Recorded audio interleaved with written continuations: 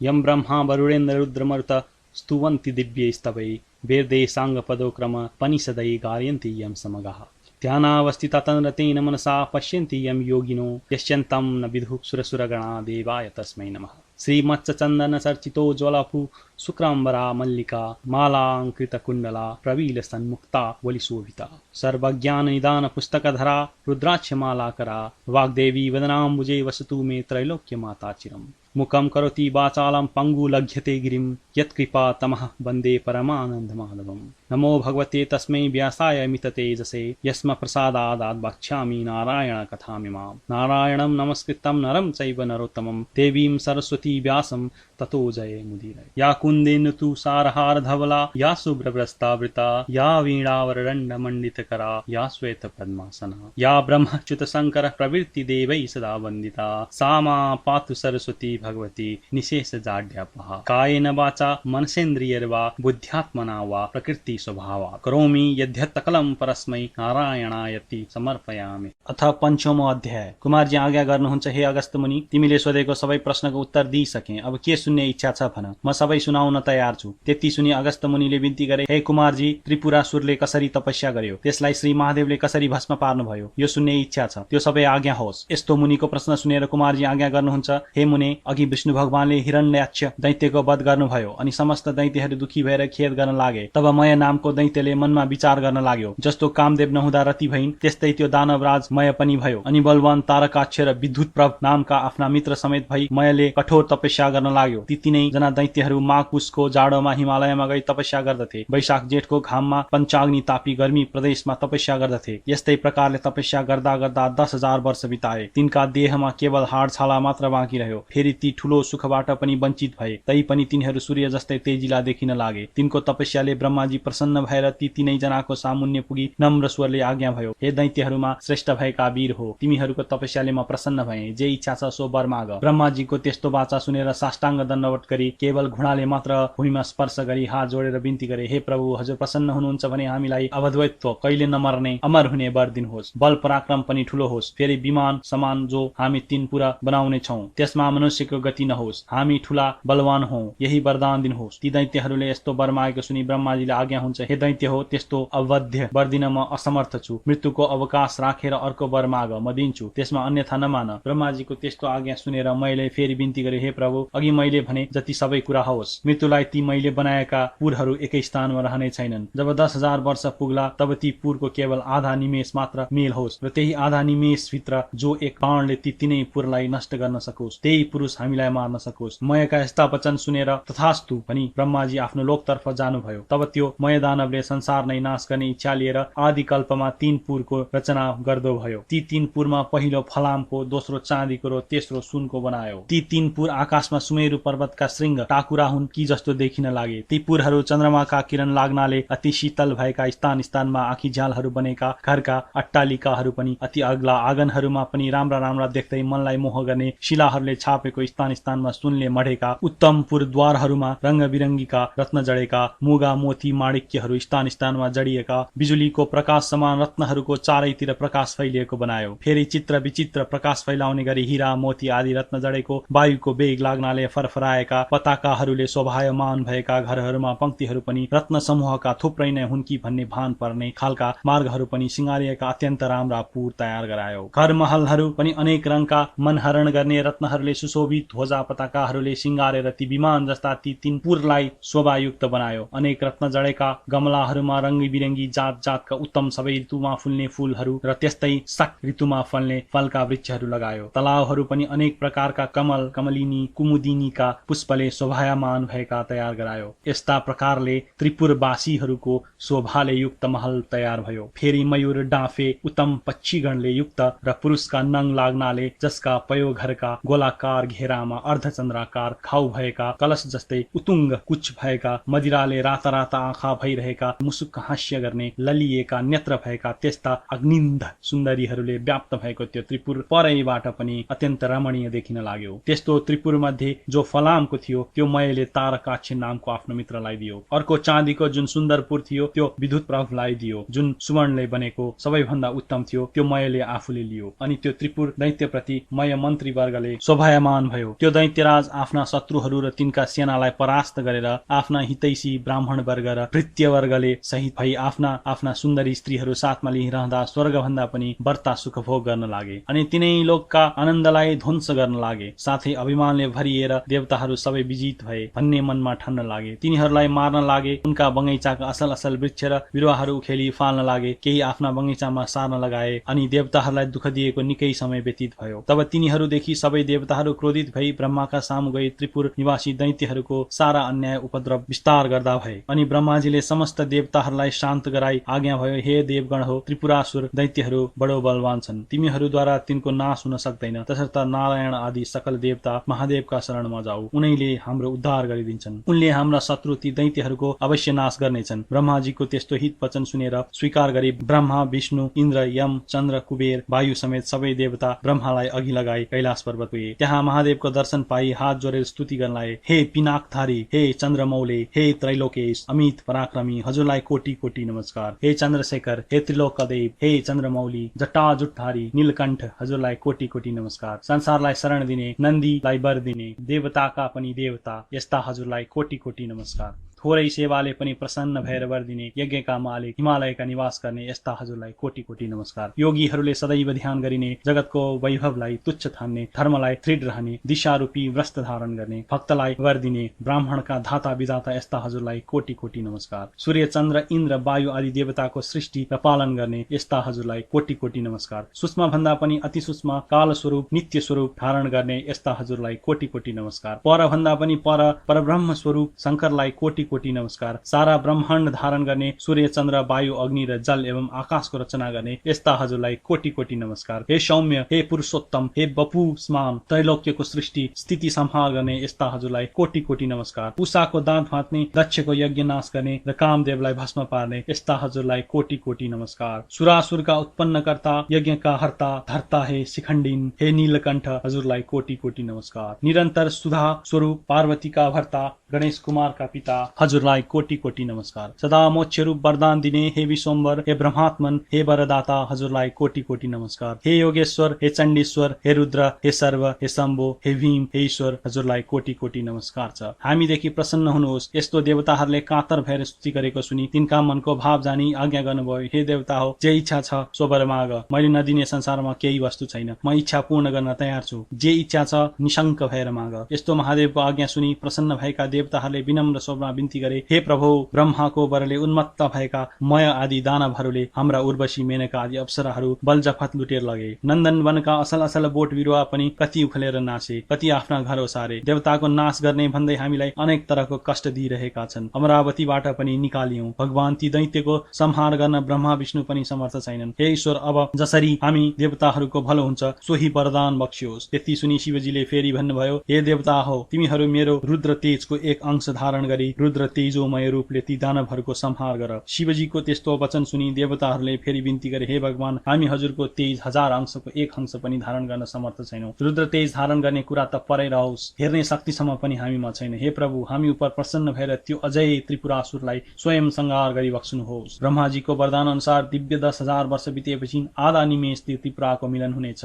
उही आधा निमेष भित्रमै त्यो त्रिपुरालाई जसले एकै बाणले भस्म पार्ला उसैद्वारा ती दैत्यहरूको संहार होला, अन्यथा तिनको मृत्यु हुने छैन। हे शशिशेखर, हामीदेखि प्रसन्न भई पापिष्ट त्रिपुरासुरको नाश गरी बक्स्यो। देवताहरूको त्यस्तो प्रार्थना सुनि शिवजीले फेरि आज्ञा भयो, हे देवता हो, त्यस्तो अभेद्य त्रिपुर छ भने तिमीहरूको हितका निम्ति म एउटै बाणले ती तीनै पुरलाई भस्म पारिदिनेछु। त्यस्ता अजय दानवहरूका साथ युद्ध गर्दा मेरो शक्ति थाप्न सक्ने हिमालय समान मेरो निम्ति एउटा रथ तयार पार, अनि म युद्धमा जानेछु। महादेवको त्यस्तो आज्ञा सुनि प्रसन्न भएका देवताहरूले प्रणाम गरेर हवस् भनी तत्काल विश्वकर्मालाई डाकी महादेवको महादेवको निमित्त समस्त देवता रूपी अवयव भएको सुवर्णमय रथ तयार पारे। त्यस रथका दुवै पाङ्ग्रा सूर्य चन्द्र भए। दक्षिण पाङ्ग्रामा 12 सूर्यको भूषण बनाइयो। बायाँ चक्रमा 23 नक्षत्र र 16 कलाभूषण बनाइयो। 6 ऋतु रथका दायाँ बायाँ राखिए। आकाशको गजुर र पाङ्ग्रा अड्याउने दण्ड मन्दराचलको बनाए। अयन र संवत्सर रथका वेग भए। 4 समुद्र रथका कुण्डलिका भए। गंगा आदि समस्त तीर्थ राम्रा राम्रा वस्त्र आभूषण पहिरी स्त्री रूप धारण गरेर हातमा चमर लिई रथमा उभिए। सारथी स्वयं ब्रह्माजी भए। ओमकारको कोर्रा बनाए र विन्ध्याचलको छत्र निरूपण गरे। मन्दराचलको पार्श्वदण्ड बनाए। सरस्वती घण्ट भए। श्री नारायण अग्निबाणको टुप्पो भए। 4 वेद 4 घोडा भए। ताराहरू घोडाका गहना भए। हे अगस्त्य मुनि, यसरी समस्त वस्तु त्यस रथका अवयव भए। जसरी जब धनुबाण सहित रथ तयार भयो तब पृथ्वी र आकाश कम्पित पार्दै भगवान शिव त्यस रथमा आरूढ हुनुभयो। त्यस रथका अघि पछि शिवका गण शंकुकर्ण, चण्डेश्वर, गणेश, नन्दी आदि प्रमथ गणहरू शूल, पट्टिस आदि अनेक शस्त्रास्त्र लिएर शंख, भारी, मृदग आदि बाजा बजाउँदै महादेव माथि अनेक थरीका पुष्पको वर्षा गराउँदा भए। त्यस बेलाको रुद्र तेज सहन गर्न नसकी समस्त देवता मोहमा प्राप्त भए। महादेवले देवताहरूको स्थितिदेखि आफ्नो तेज खिची केही कम पार्नुभयो अनि देवताहरू रुद्र तेज सहन गर्नमा किंचित समर्थ भए। त्यसपछि नारद मुनि ती दैत्यहरू कहाँ गएर भन्न लाग्नुभयो, हे दैत्यराज, देवताहरूको स्तुतिले प्रसन्न भएका महादेव स्वयं तिमीहरूको संहार गर्न भनी आइरहनु भएको छ। अब तिमीहरूको जे इच्छा छ सो गर, नभए तिमीहरूको अविलम्ब नाश हुनेछ। नारदका यस्ता वचन सुनि दैत्यराज मयले आफ्ना मित्र तारकाख्य, विद्युतमाली र अन्यान्य योद्धाहरूलाई डाकी नारद मुनिले आज्ञा भएको सबै कुरा विस्तारले सुनायो। अनि दानवहरूमा उत्तम बलवान भएको तारकाख्यले भन्यो, हे राजन, किन चिन्ता गर्नुहुन्छ? देवताहरू यथार्थ रूपमा बाध्य छन्। त्यो त्रिपुर भेदन गर्ने कसैको पराक्रम वा शक्ति छैन। यदि समस्त देवता, यक्ष, गन्धर्व, किन्नर आए पनि त्यो त्रिपुरा अभेद नै रहनेछ। फेरि शत्रुलाई जित्न साम, दण्ड, भेद आदि अनेक किसिमका नीति छन्। अतः जित्ने इच्छा भएका बलवान शत्रुलाई आफ्नो पराक्रमद्वारा दण्ड दिनु नै उचित छ। वीर तारक्ष्यको यस्ता कुरा सुनेर विद्युतमाली भन्न लाग्यो, हे राजन, श्रीहीन र बलहीन देवता कुनै पनि प्रकारले पनि हामीसित युद्धमा अगाडि आउन सक्दैनन्। यदि कोही मूर्खता गरेर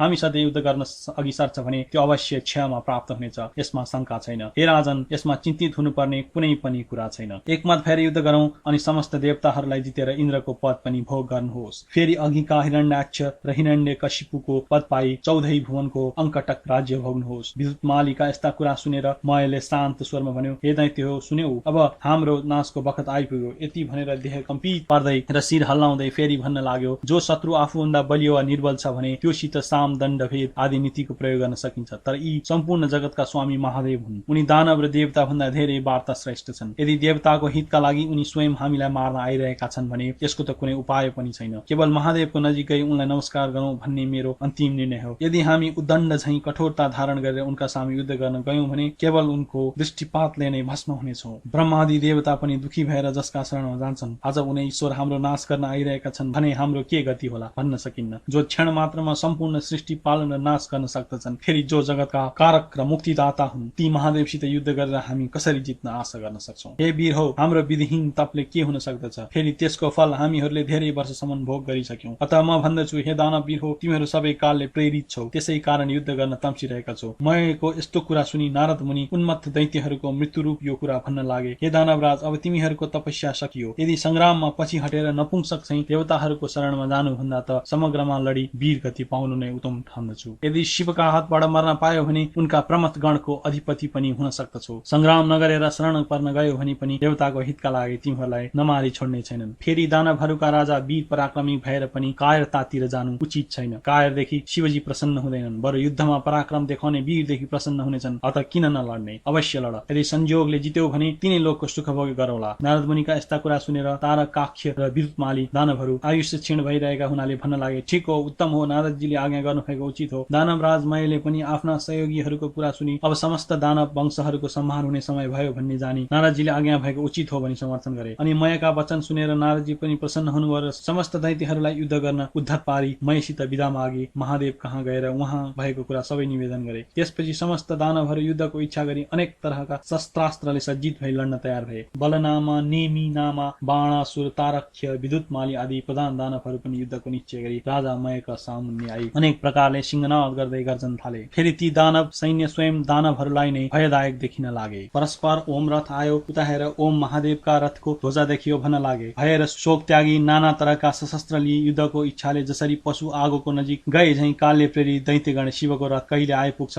युद्ध गर्न पाइन्छ भनी हेरिरहे। त्यसै बखत पश्चिम सागरको शिरोभागमा रहेका अनेक सौन्दर्यले शोभा बढाई लहराइरहेका ध्वजा पताका आदिले सज्जित एवं सुशोभित भई सुमेरु पर्वत समान त्रिपुरा देखियो। नन्दीश्वर आदि महादेवका प्रधान गणहरू उच्च स्वरले सिंहनाद गर्न लागे। तिनको सिंहनाद सुनेर दानव गणहरू पनि नगर छाडी बाहिर निस्के। यता चण्डेश्वर पनि उज्जवल कुठार हातमा लिएर डरलाग्दो मुख पारी शिवगणका सामुन्ने आए। फेरि देदीप्यमान त्रिशूल हातमा लिई शिवकै समान पराक्रम गर्ने इच्छा भएका गणका अधिपति पार्श्व भागमा आए। अर्को गणका स्वामी शंकुकर्ण मुसल हातमा लिएर अर्को पार्श्वमा डटे। नन्दी, भृंगी, ऋति, टुण्डी र वीरभद्र आदि प्रधान वीरहरू पनि वज्र, त्रिशूल, गदा, परिध आदि लिएर युद्धमा अग्रसर भए। यता दानवगण पनि शिवजीको रथ आएको देखेर युद्धका निमित्त अनेक सशस्त्र लिई शिवगणमाथि जाइ लागे अनि दुवै तर्फबाट युद्ध सुरु भयो। शिवजी पनि त्रिपुरालाई भस्म हुन लागे झैं देखेर प्रसन्न मुद्राले संग्राममा तत्पर हुनुभयो। नन्दी महाबली दानवसित जुधे। भृंगीले 10 बाणद्वारा विद्युत प्रभलाई भेदन गरे, तर राता राता नेत्र पारेर अनेक शिलाले ठोक्दा पनि उनलाई केही हानि गर्न सकेनन्। तब श्रृंगी र रिट्टीले त्यस दैत्यका पृष्ठदेशमा प्रहार गरे अनि उनले पनि सर्प झैं निश्वास फेर्दै ठूलो शूलले भृंगी र रिट्टीलाई मर्ममा प्रहार गर्यो। त्यसको पीडा खप्न नसकी भृंगी र रिट्टी संग्रामबाट भागे। त्यस दानवराजले जब तिनीहरूलाई त्यसरी भगाइ थियो तब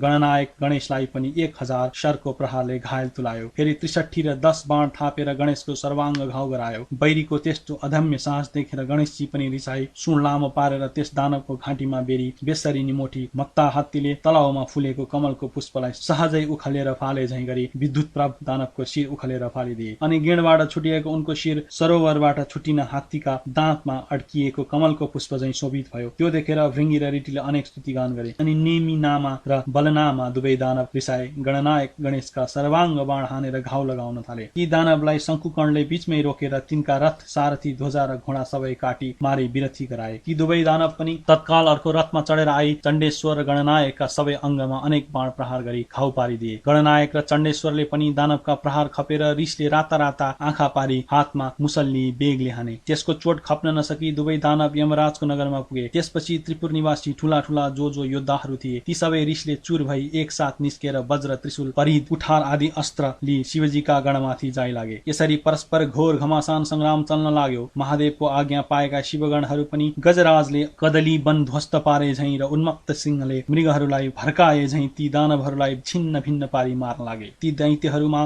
कसैका शिर छैनन्, कसैका अगिँड छैनन्। त्यस युद्धमा रगतको नदी बगे झैं भयो। युगको वेगले छिन्न छिन्न भएका मेघ झैं र वज्रको चोटले धुर भएका पर्वतका शिखर जस्तै लड्दै पश्चिम समुद्रमा गिर्दै गए। जब नेमिनामा र बलनामा वीरहरूलाई शंकुकर्णले मारे भन्ने सुनेपछि तारकाख्य नामको दानव रिसाएर गणनायक माथि झम्टियो र अनेक बाण प्रहार गरेर घायल पारिदियो। तब शंकुकर्णले पनि त्यसका प्रहार खपेर त्यसको शिरमा मुसल बजारी उच्च स्वरले सिंहनाद गरे अनि त्यो दानव केही बलहीन भएर गिर्ला जस्तै देखियो अनि निर्धक्कसित त्यसका छातीमा भाला प्रहार गरे। त्यस चोटले दानव भूमिमा लड्यो तर तुरुन्त उठेर चक्र लिई गणनायक माथि प्रहार गर्यो अनि शंकुकर्णले रिसाई साह्रै पीडा गर्ने गरी मुड्कीले हिर्काए। त्यो चोटले दानव फन्न घुमेर ढली मूर्छा पर्यो र दिव्य आयुधहरू त्याग्दो भयो अनि त्यो चोट खप्न नसकेर मृत्युमा प्राप्त भयो। त्यसरी उसलाई गिरेको देखेर उठाई राजा भएको भवनमा लगेर सारा स्थिति सुनाउँदै अनेक किसिमले बिलाप गर्न लागे। त्यसरी रोई बिलाप गर्न लागेका दानवहरूलाई मैले राम्ररी बुझाइ भने, हे दानव हो, मेरो घरमा अमृतको कुण्ड छ, त्यसैमा चोपी मरेका जति सबै दानवलाई बिउताऊ। त्यति सुनेपछि जो आज्ञा भनी प्रसन्न मनले मरेका तारकासुरलाई अमृतमा चोपेर बचाए। मरिसकेका वीरलाई पनि जीवन प्रदान गरे भन्ने खुसीले राजामयलाई सबैले बारम्बार प्रणाम गरे। त्यसै गरी मरेका अरू दानवहरूलाई पनि जीवित पारे अनि त्यो तारकाख्य पहिले भन्दा पनि दोब्बर साहस र शक्ति साथ संग्राममा आयो। ब्रह्माजीले त्यसलाई देख्नासाथ आफ्नो दाहिनी हातको औंलाले संकेत गरेर श्री महादेवलाई विनम्रपूर्वक भन्नुभयो, हे ईश्वर, त्यो दानव अघि नै मरिसकेको थियो तर अहिले पनि फेरि बाँचेर लडाईँमा आयो। मयका घरमा अमृतको कुण्ड छ, त्यसले मरेका समस्त दानवलाई बचाउनेछ। अतः हे शिव, त्यसका घरमा अमृत रहेसम्म मरेका दानवलाई बारम्बार बचाइरहनेछ।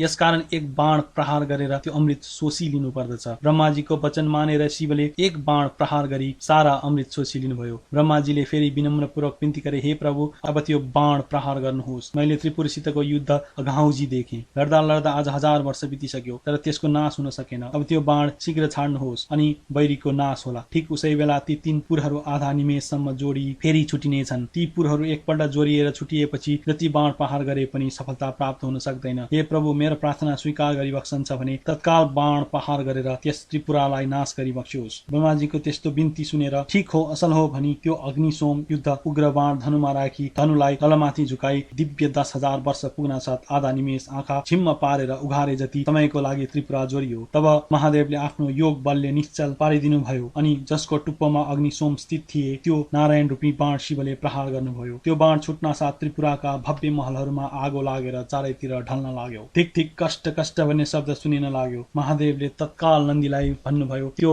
मय दानव मेरो प्रिय भक्त छ, त्यसलाई अग्निले नडराउनु। श्री महादेवको त्यस्तो आज्ञा पाउन साथ वायु रूप भई बाण भन्दा पनि बेगले गई मयको घरमा नन्दीले देखे राजा मय शिवलिङ्ग सामुन्ने राखी उनकै ध्यान गरिरहेका थिए। तब नन्दीले मयलाई भने, अग्निले तिमीलाई जलाउने छैन। मयले तुरन्त नन्दीलाई प्रणाम गरे। त्यसै बेला अग्नि पनि आइपुगे र नन्दीले शिवको आज्ञा अग्निलाई सुनाइदिए। तब अग्निले मय दानवतिर फर्केर भने, हे शिवभक्त, अब तिमी यो नगर छाडेर तुरन्त जाऊ। मयले जो आज्ञा भनेर सुवर्णको शिवलिङ्ग बोकी तत्काल पाताल गए। यता नन्दीले फर्किएर गई सम्पूर्ण कुरा शिवजीलाई बिन्ती चढाए। तब त्रिपुर भस्म हुन लाग्यो। त्यसका वेदी महल उद्यानहरू धमाधम भत्किन नासिन थाले। अनेक दानव र तिनका परिवारहरू कराएको मात्र सुनिन लाग्यो। वस्त्र खुस्किएका अनेक सुन्दर स्त्रीहरू घरबाट बाहिर निस्कि रोए कराएको चर्को स्वर सुनिन लाग्यो। अग्ला अग्ला महल र विमानहरूमा रहेका कठोर र उच्च स्तन भएका मदले विभल नेत्र भएका आफ्ना पतिका अत्यन्त प्रिय नारीहरू अग्निबाणले डराए घर घरमै यताउता दोगुन र कराउन थाले। जस्तै पर्वतमा भूमिकम्प हुँदा त्यहाँका किन्नरहरू भयले व्याकुल हुन्छन्, त्यस्तै आफ्ना पतिलाई भयले व्याकुल भई अङ्कमाल गर्न थाले। केही डराई भाग्न लागे। कतिपय दानवगण आफ्ना स्त्रीलाई बोकी नगर छाडी बेगले भाग्न लागे। शिवको भक्तिले हीन र वस्त्राभूषणले पनि हीन पर्वताकार देख्दैमा डर लाग्दा काला दानवहरू डरेर सागरमा खस्न लागे। जति दानवहरू समुद्रमा खस्दथे ती सबैलाई जलका अनेक जन्तुले खान थाले। कति दानवहरू त आफ्ना पति वा पत्नीको अवस्था देखेर खप्न नसकी आगोमा डरेर मरे। रतिका अन्त्यमा खेदित भएका तर तुरन्त कामले पीडित भई प्रियका साथ जाउँ भन्ने इच्छा भएका ती दैत्यहरू भारयसहित अग्निमा डरेर मरे। कोही समुद्रमा हमफाली जल जन्तुको भोजन भए, कोही आधा डरेर कोही भाग्दा भाग्दै लडेर स्वाहा भए। यस प्रकार त्यो अमोद अग्नि सोमयुक्त बाणले त्रिपुर भस्म पारी शेष नगर समुद्रमा डुबाई फेरि भगवान शिवको हातमा आइपुग्यो। त्यस्ता प्रकारले अभेद त्रिपुर भस्म भएपछि देवताहरू आफ्ना अधिकार पाई शिवजीलाई प्रणाम गरेर स्तुति गर्न लागे। हे रुद्र, आज हजुरद्वारा जुन रौद्र कर्म हुन गयो त्यो अन्य कसैबाट पनि न कहिले भएको थियो न फेरि हुनेछ। हे शंकर, त्यो कामले हामी समस्त देवताहरूको कष्ट निवारण गरिदिनु भयो। अत हजुरलाई कोटि कोटि नमस्कार छ। यस्तो देवगणले स्तुति गरेको सुनि महादेव प्रसन्न भएर आज्ञा भयो, हे देवता हो, आफ्ना प्रिय भक्तजनहरूलाई सदैव पुत्र जस्तै स्नेहपूर्वक पालन गर्नु पर्दछ। आज त्रिपुरावासी दानवहरूको संहार हुन गएकोले तिमीहरूको इच्छा पूर्ण भयो। अब तिमीहरू खुशी साथ आफ्ना आश्रममा जाओ। श्री महादेवले यस्तो आज्ञा भएको सुनेर महादेवलाई दण्डवत प्रणाम गरी आफ्ना लोकमा जाँदा भए। देवताहरू गएपछि नन्दी, भृंगी, भूत, प्रेत, पिचास, डाकिनी, शाकिनी सहित भएर शिवजी कैलाशपुरी पाल्नुभयो। हे अगस्त्य मुनि, त्यो सहसा कसैले वर्णन गर्न नसक्ने त्रिपुरादाह मैले सुनाए। जो शिवभक्त खुशी साथ त्यो कथा सुन्ला वा सुनाउला त्यो समस्त पापबाट मुक्त भएर मरेपछि शिवको पार्षद भएर सधैँ कैलाशमै बस्न पाउनेछ। इति श्री स्कन्द पुराण केदार खण्डे माघ महात्म्ये कुमार अगस्त्य संवादे श्री स्वस्तानी परमेश्वर्या पथकथायां त्रिपुरादाह वर्णनां 5th अध्याय।